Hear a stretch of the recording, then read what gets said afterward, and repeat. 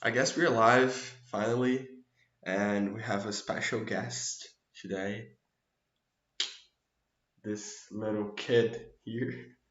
Oh no, sorry, we're sleeping. Like she's living on my my legs here. So, how are you guys? I hope you're well. Really, this Saturday, and this class will be a quick class. Uh, we'll just go through two concepts that are extremely important. Those are abbreviations and contractions. Um, so that's basically what we are going to see today. If my audio is okay or bad, just let me know and let's head for the class. So, abbreviations and contractions of words both serve to shorten a word, but while abbreviations omit the last few letters of the word, contractions omit letters in the middle of the word. So, uh, basically, for abbreviations, uh, the letters that are omitted can only be from the end to the beginning. So you get the beginning of the word. No letters that are following the beginning of the word are going to be uh, missed.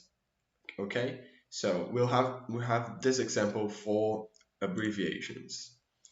Professor, well, you can see that the abbreviation for professor is prof.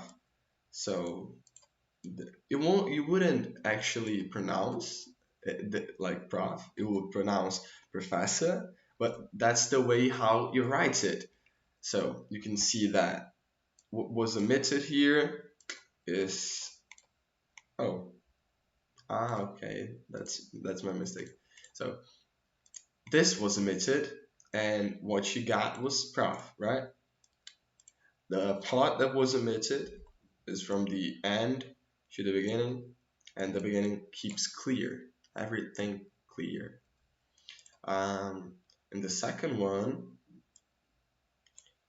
we have street. And what is the part that was omitted? This part here, read.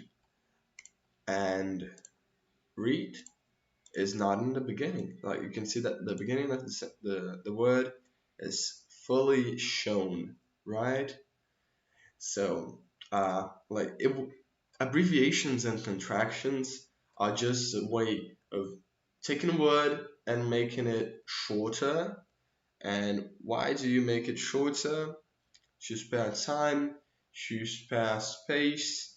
Actually, the history behind abbreviations is quite recent because of like all those stuff of oh you have to keep the the grammatics and the words as they are, like that thing that actually happened in the literature.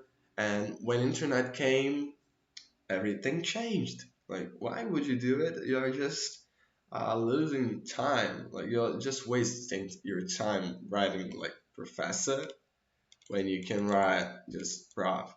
Like, why wouldn't you? And why would you write st if you can write street? A fun fact is that some streets in the USA, like actually, when you are walking down an avenue or something like that, like you're walking on a city, you'll see that the name of the streets are always with like st. Just as in here in Brazil, we have in the we have like only R from rua, they have st from street, and that's an abbreviation and not a contraction. The difference between an abbreviation and a contraction is which letters are omitted. In the abbreviations, the omitted letters are not in the middle of the sentence. They are like in a specific place from the end to a certain place. So it won't be like in the middle, like when you see here in contractions. Doctor, uh, and then it becomes doctor, like dr, and this dot is important. Let me highlight this dot. This dot is actually important because for contractions you need the dot. So how could you notice the difference between like this, like being street, and saint? Well, how could you do it? Because of the dot. So here you can see doctor, the part that was omitted was octa, and what you got was like this dr, and this is a contraction because the omitted word, the omitted letters in the word are in the middle and not in a specific space from the end to the beginning, right? The same here in saint. In saint we have aim as the abbreviation. Like, so we have these two concepts. Abbreviations, uh, it can be in the middle, like the words that the letters that were omitted can't be in the middle. Then it should be like in the end. And in the case of contractions, the letters that are omitted, like I don't know why I'm saying words, but like letters, like the letters in the words that are omitted are in the middle for contractions, right? And you have to use those dots. So it isn't like you're doing this, like a small doctor, or like, I don't know, just like cutting half of a doctor. I have half a doctor. Like this isn't the same. Like the idea of abbreviations is just that you make it quicker for you to write and quicker um, for like the whole process of understanding and reading something quicker. So and because of space too, as I said, like, it isn't like a half doctor or half a street. It isn't that. It's just a way of making it simpler. So I have other concepts that are important to share here with you. Um, One of those is that a contraction can also be an abbreviated form of more than one word. So in contractions that represent more than one word, the letters that have been omitted should be replaced with an apostrophe. Um, let's make it here. Um, oh, I lost the slides. Oh, I'll have to make another one here. So, she will. Oh, she will. By making this, what did I do? I just contracted this part here, and now I only have the else. So when when you do this, this is a contraction. So let me make it here for you. This is a contraction, right? Why is it a contraction? Because you just removed uh, letters that are in the middle, in this case in the beginning of the word, and not in the end, right? So this is a contraction. Another example could be, let's say, I'll just do this and this. Nice. So they have committed a crime.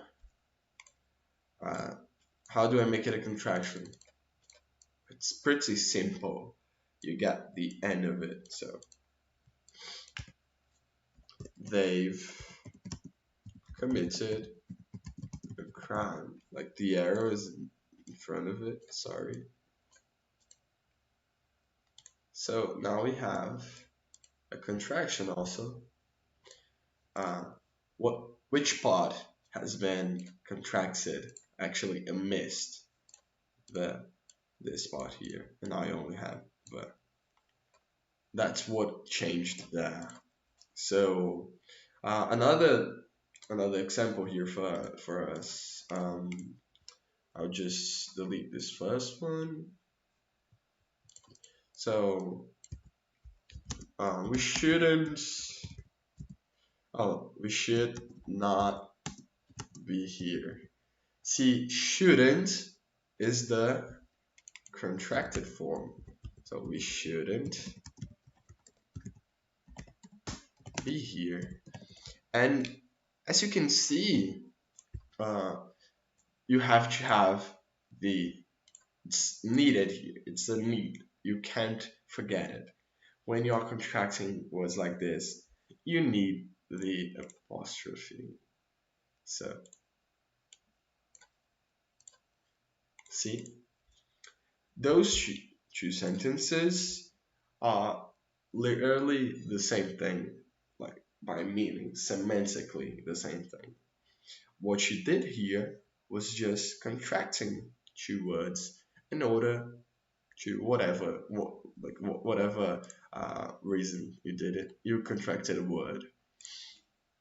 So abbreviations and contractions mostly adhere to certain rules, right?